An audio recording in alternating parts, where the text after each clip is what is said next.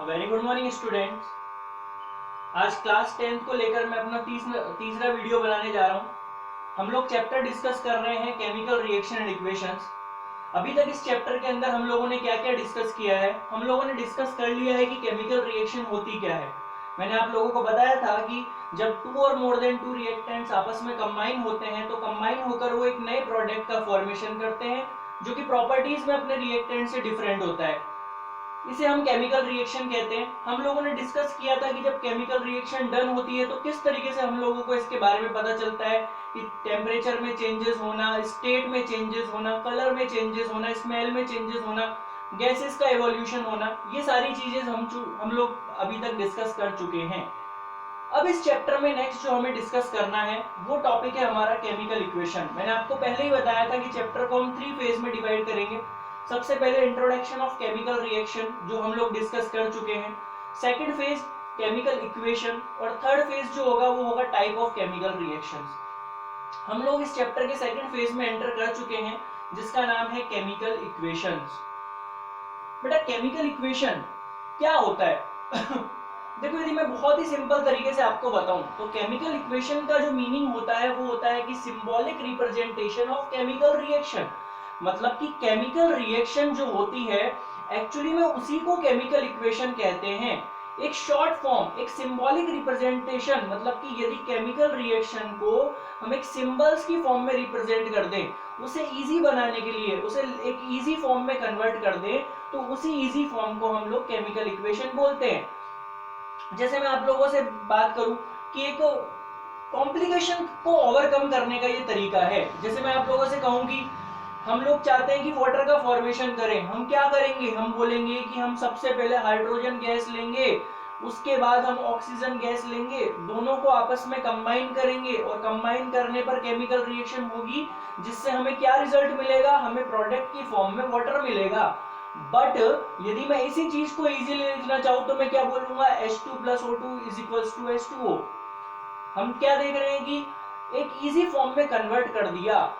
हम लोग बोलते हैं कि हम लोगों को स्कूल में अलग अलग नाम होता है, रमेश, सुरेश, दिनेश, लेकिन घर पे हमें चिंटू मिंटू बुलाते हैं। मतलब हमें एक शॉर्ट फॉर्म में हमारे नेम को कन्वर्ट कर दिया जाता है। किस लिए? एक्चुअली चिंटू और सुरेश कोई अलग चीज नहीं है, दोनों सेम है। बट इससे होता क्या है? केवल और केवल इजी हो जाती है कम्युनिकेशन। इसी तरीके से साइंटिस्ट लोगों ने केमिकल रिएक्शन को इजी बनाने के लिए, केवल समझने के लिए, ओनली समझने के पर्पज से इजी बनाने के लिए केमिकल रिएक्शन को एक सिंबॉलिक फॉर्म में रिप्रेजेंट किया और इस सिंबॉलिक फॉर्म को ही उन्होंने नाम दे दिया chemical equation. It means chemical reaction और केमिकल इक्वेशन दोनों एक ही चीज होती हैं, बट डिफरेंस ये होता है कि केमिकल रिएक्शन को शॉर्ट फॉर्म में लिखना, मतलब सिंबल्स की फॉर्म में रिप्रेजेंट करना ही केमिकल इक्वेशन कहलाता है। जैसे यहाँ आपके सामने एक इक्वेशन दी हुई है, मैग्नीशियम दिया हुआ है जो कि सॉलिड फॉर्म में है। हम इस मैग्नीशियम को जब ऑक्सीजन की प्रेजेंट में बर्न करते हैं, मैंने आपको पहले भी बताया था कोई भी जो बॉडी है वो किसकी प्रेजेंट में बर्न होती है? ऑक्सीजन की प्रेजेंट में। तो जब भी हम ऑक्सीजन की प्रेजेंट में मैग्नीशियम को बर्न करते हैं तो ये एक मैग्नीशियम ऑक्साइड बनाता है। ये आउटपुट में हमें क्या प्रोडक्ट रेडी करके देता है? मैग्नीशियम ऑक्साइड, और साथ ही ये हीट और लाइट भी रिलीज करता है। अब यदि मैं इसको केमिकल रिएक्शन की फॉर्म में आपको समझाता, यदि केमिकल इक्वेशन नहीं आई हुई होती, यदि साइंटिस्ट लोगों ने इसे नहीं डेवलप किया होता, तो मैं क्या कहता? हम एक्सप्लेन इस तरीके से करते कि when magnesium react with oxygen in the present react with oxygen then magnesium oxide is produced and also released heat and light। तो इसी इतनी बड़ी बात को एक छोटी सी फॉर्म में हमने कन्वर्ट कर दिया कि Mg plus O2 is equals to twice of MgO plus heat plus light। इतनी सी लाइन में, एक सिंगल लाइन में हमने पूरी बात का कंक्लूजन निकाल दिया।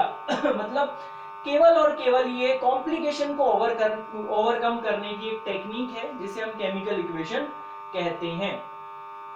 अब बात ये आती है कि केमिकल रिएक्शन को यदि हमें केमिकल इक्वेशन की फॉर्म में लिखना है तो हमें क्या क्या टेक्निक्स यूज करनी पड़ेंगी। तो सबसे पहले मैं आप लोगों के साथ डिस्कस करने वाला हूं सिंबल्स यूज्ड इन इक्वेशन। एक केमिकल इक्वेशन में कौन कौन से सिंबल्स हैं जिनका हम यूज करते हैं। सबसे फर्स्ट जो सिंबल है वो है symbols of reactant and product.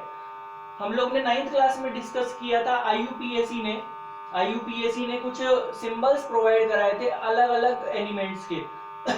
तो फर्स्ट ऑफ ऑल हम क्या करेंगे, जब भी हमको केमिकल रिएक्शन बनानी है, जब भी हमको कोई केमिकल रिएक्शन करानी है, तो सबसे पहले उसमें पार्टिसिपेट करने वाले रिएक्टेंट और उससे डेवलप होने वाला जो प्रोडक्ट है, उन सबके हम सिंबल्स कलेक्ट कर लेंगे जो कि आईयूपीएसी ने डेवलप किए थे।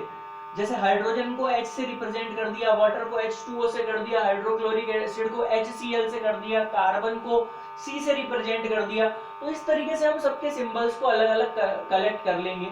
कलेक्ट करने के बाद अब इन्हें असेंबल करना होता है। हम इसको किस तरीके से असेंबल करेंगे, जब हमने ये सारे सिंबल्स लिए, जैसे मैं बात करता हूँ मैग्नीशियम और ऑक्सीजन की, हम मैग्नीशियम और ऑक्सीजन की रिएक्शन करा रहे थे, तो सबसे पहले हमने सिंबल लिया मैग्नीशियम का Mg और ऑक्सीजन का O2। आफ्टर दैट हम इन दोनों की आपस में रिएक्शन कराना चाहते हैं, तो हमें इन दोनों को आपस में कंबाइन करना होगा। जब भी दो रिएक्टेंट्स को आपस में कंबाइन करना होता है, तो कंबाइन करने के लिए हम प्लस का सिंबल यूज करते हैं दोनों रिएक्टेंट्स के बिटवीन। हम यहाँ देख रहे हैं मैग्नीशियम और ऑक्सीजन, ये दोनों वो रिएक्टेंट है जो रिएक्शन में पार्टिसिपेट कर रहे हैं। तो इन दोनों को आपस में कंबाइन कराने के लिए, इन दोनों को आपस में रिएक्ट कराने के लिए हम इन दोनों के बिटवीन प्लस साइन का यूज कर लेंगे, जो कि रिप्रेजेंट कर रहा है कि ये दोनों आपस में एक दूसरे से रिएक्ट कर रहे हैं। Is it clear? After that जब हम यहाँ पर प्लस साइन लगा देंगे, तो ये दोनों आपस में एक दूसरे से क्या करने लगेंगे, रिएक्शन करने लगेंगे। और रिएक्शन होने के बाद हमको बिल्कुल राइट साइड में दिखाई दे रहा है आरएचएस। एलएचएस साइड में रिएक्टेंट्स को रखा जाता है, आरएचएस साइड में प्रोडक्ट को रखा जाता है। आरएचएस साइड में हमें दिखाई दे रहा है ट्वाइस ऑफ एमजीओ, मतलब कि प्रोडक्शन ऑफ मैग्नीशियम ऑक्साइड होता हुआ हमें दिखाई दे रहा है राइट साइड में। साथ ही साथ हमें दिख रहा है कि हीट और लाइट भी रिलीज हो रही है, मतलब कि प्रोडक्ट साइड जो है वो आरएचएस साइड होती है, रिएक्टेंट साइड जो होती है वो एलएचएस साइड होती है। आरएचएस साइड में हमें मैग्नीशियम ऑक्साइड प्रोड्यूस होता हुआ दिखाई दे रहा है, मतलब रिएक्शन डन होती हुई दिखाई दे रही है। तो रिएक्टेंट्स और प्रोडक्ट के बीच में, इन दोनों के बिटवीन भी हम एक और सिंबल का यूज करते हैं जिसे एरो सिंबल कहते हैं। ये एरो सिंबल जो है ये हमेशा रिएक्शन के डन होने की डायरेक्शन को रिप्रेजेंट करता है। हम यहाँ देख रहे हैं ये रिएक्टेंट्स थे, आपस में कंबाइन हुए और इनसे प्रोडक्ट का फॉर्मेशन हुआ। तो ये जो एरो की डायरेक्शन है ये किसको रिप्रेजेंट करती है, ये एरो की डायरेक्शन रिएक्शन के डन होने की डायरेक्शन को रिप्रेजेंट करता है। इसके अलावा यदि हम बात करें स्टेट ऑफ मैटर, एक और सिंबल होता है। मैंने बोला कि मैग्नीशियम हमने यूज किया, हमने ऑक्सीजन यूज किया, हमें प्रोडक्ट में मैग्नीशियम ऑक्साइड मिला, बट इनका स्टेट क्या था, ये मैटर की कौन से स्टेट में प्रेजेंट थे, इस चीज को सिंबॉलिक फॉर्म में या केमिकल इक्वेशन की फॉर्म में रिप्रेजेंट करने के लिए हम उस रिएक्टेंट या प्रोडक्ट के जस्ट बाद में, उसके जस्ट बाद में ब्रैकेट के अंदर स्मॉल लेटर में उस मैटर की स्टेट को रिप्रेजेंट करते हैं।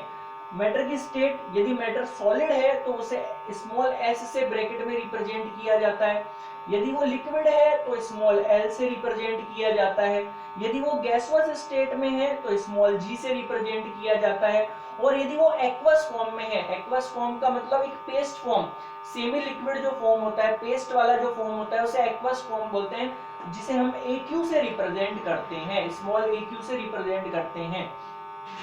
तो यहाँ पर हम देखें मैग्नीशियम जो रिएक्टेंट था वो सॉलिड स्टेट में था, तो इसकी स्टेट को रिप्रेजेंट करने के लिए हमने इसके जस्ट बाद ब्रैकेट में S लगा दिया। ऑक्सीजन को रिप्रेजेंट करने के लिए इसके जस्ट बाद हमने स्मॉल g रिप्रेजेंट कर दिया ब्रैकेट में। मैग्नीशियम ऑक्साइड को रिप्रेजेंट करने के लिए हमने स्मॉल s से इसको रिप्रेजेंट किया। तो ये जो मेथड है ये हमें बताता है कि मैटर की स्टेट को कैसे रिप्रेजेंट किया जाता है। आई होप यहाँ तक आपको समझ में आया होगा। तो मैं नेक्स्ट पॉइंट पे चलता हूँ कि हम कौन सा सिंबल यूज करेंगे और किस तरीके से यूज करेंगे। तो नेक्स्ट जो सिंबल होता है वो होता है आपके एक्सटर्नल फैक्टर्स का। अब बात ये आती है कि ये एक्सटर्नल फैक्टर्स होते क्या हैं। यदि मैं आप लोगों से बात करूं तो एक केमिकल रिएक्शन में 2 और मोर देन 2 रिएक्टेंट्स ही पार्टिसिपेट करते हैं। रिएक्टेंट्स कौन होते हैं? रिएक्टेंट्स एक्चुअली में केमिकल ही होते हैं, चाहे वो एटम हो, मॉलिक्यूल्स हो, कंपाउंड हो, एलिमेंट हो।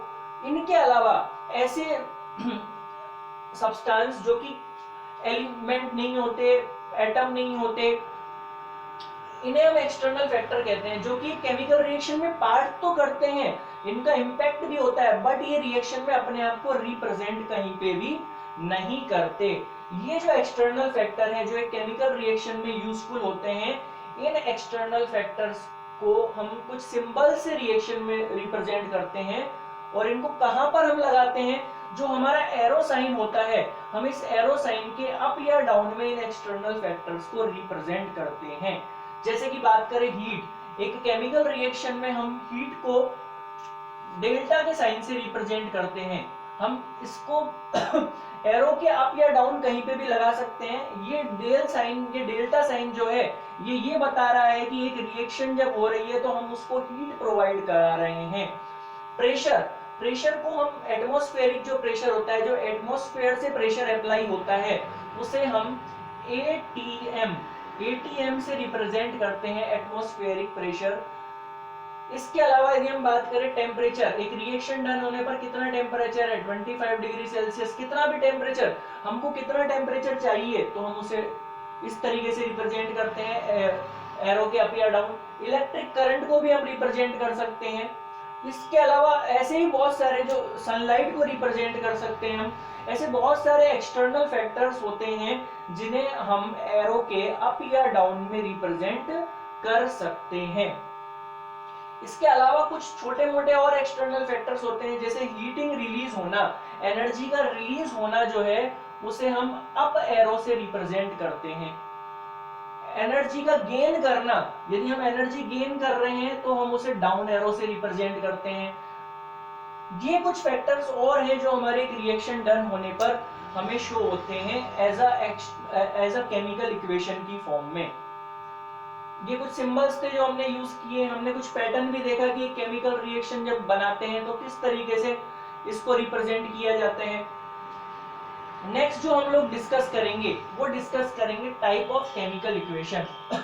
यदि हम केमिकल इक्वेशन के बारे में बात करें तो बेसिकली केमिकल इक्वेशन को कुछ फैक्टर्स के बिहाफ पे 2 पार्ट में डिवाइड कर दिया जाता है। फर्स्ट पार्ट होता है बैलेंस्ड केमिकल इक्वेशन और सेकंड पार्ट होता है अनबैलेंस्ड केमिकल इक्वेशन। अब इक्वेशन बैलेंस्ड कब होगी और इक्वेशन बैलेंस्ड कब नहीं होगी, मतलब कि कब वो अनबैलेंस्ड होगी, इसके रिगार्डिंग कुछ शर्तें होती हैं, कुछ रूल्स होती हैं जो हमें पढ़ने होते हैं, जैसे कि आपका मास कंजर्वेशन लॉ। तो ये कुछ रूल्स हैं जिनको लेकर मैं प्रॉपरली आपको बैलेंस्ड और अनबैलेंस्ड केमिकल इक्वेशन के बारे में नेक्स्ट क्लास में डिस्कस करूंगा।